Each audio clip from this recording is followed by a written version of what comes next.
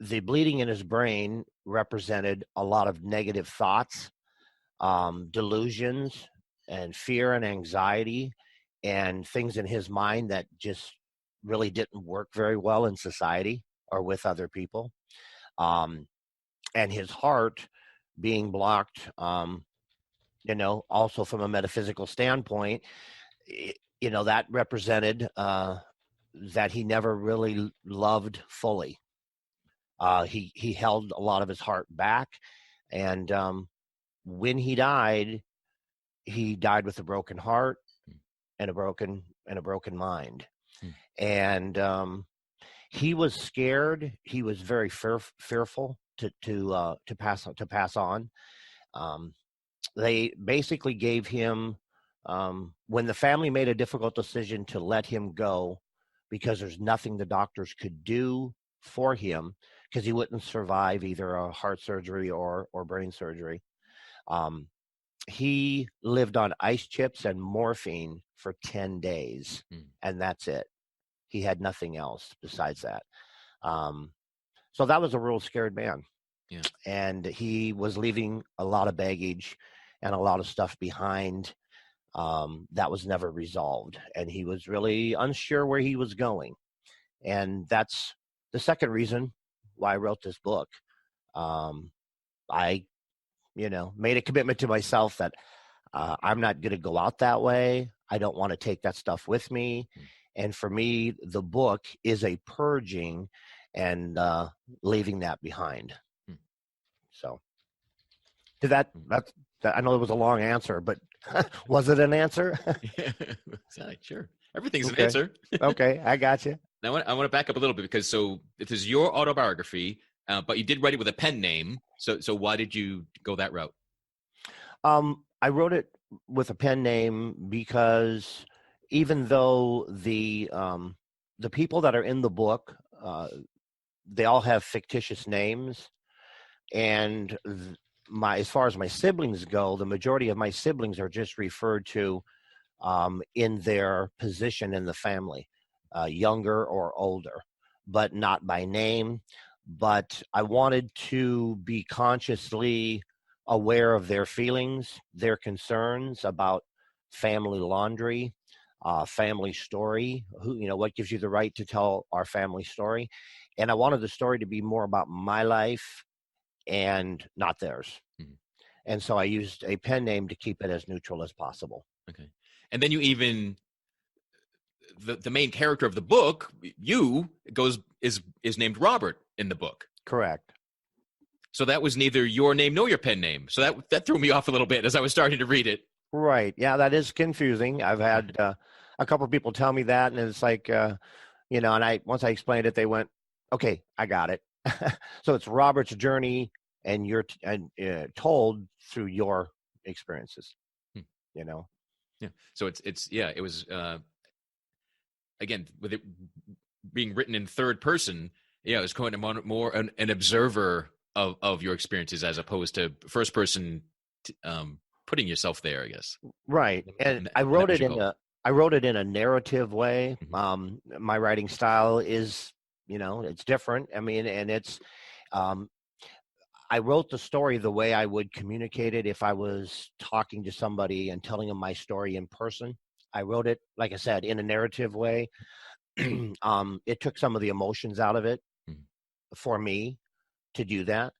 My first manuscript was completed in 4 months. And for me, never had written anything before. I basically just kind of let everything come out of my mind and put it on paper, and then tried to kind of make sense of it so it did tell a story. And how challenging or easy was you putting it to paper? How, putting yourself out there like that? What was your experience? It was fairly easy to do that because I felt this drive to, like I said, to purge and to get my memories out there. And it was also real healing for me to do that. It gave me, the more I wrote and the more of my story I got out of my mind, the stronger I became, to have that out there. And then I began to realize as I got towards the end that it could indeed, hopefully, help at least one other person that might had similar circumstances in their life or even different. But there are things in the book that I'm sure people can relate to and go, wow, if he got through that and he is still alive and, a normal adult male at 55, 56 tomorrow, you know, maybe I can continue on as well. Just that's that was that's the first reason I wrote it, is to help at least one other person. I was going to ask. Well, first, happy birthday. Oh, And thank you. so, Yeah. so if the goal was to have your story help others, was kind of the purging and release that you experienced, was that an unexpected byproduct, or did you anticipate that as well, that it would be healing for you? I knew before I started writing that I needed to write it for myself and to differentiate my life from my father's life. And I knew I needed to write it because somebody out there, and I've already been told by a handful of people that the number one reason that you wrote the book is to help at least one other person. And I've already been told by a handful of people that that's been a mission accomplished. Oh, that great. it's that it's like you've already exceeded that. And so that's good. I got at least one, well, actually I got a half a dozen that have Right. told me that. So so it's on the right track, but I did know that I needed to write it for other people, and I needed to do it for myself.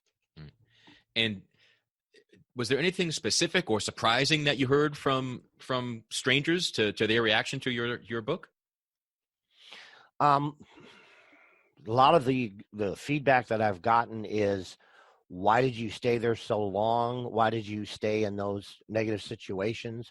Um, you know, I could have never done that. I could have never did what you did. I couldn't have made the commitments that you made.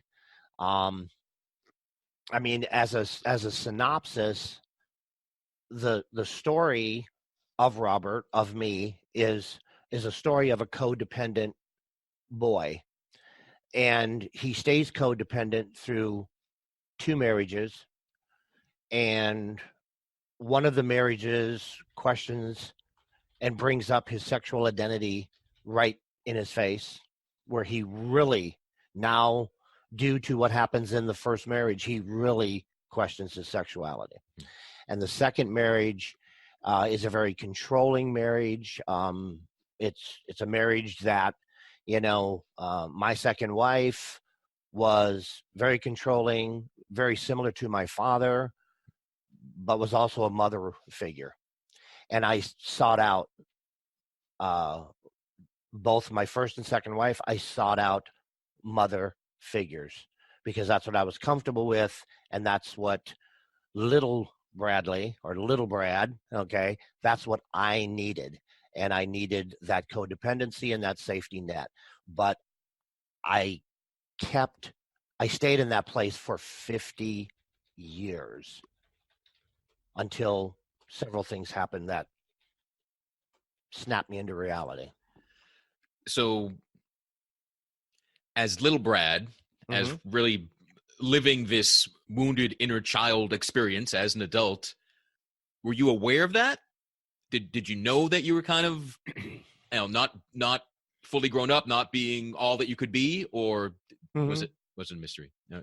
I was aware of it, and every time I looked at changing my behavior, it was that fear of losing something, or being something different that I didn't know who that would be. I chose to stay in that comfortable, codependent place, and literally just did what either I was told to do or what I was told I was going to do. You know what I'm saying? It was one of those things where I was a follower, not a leader. And there's several things in there. Probably the transition began in my second marriage,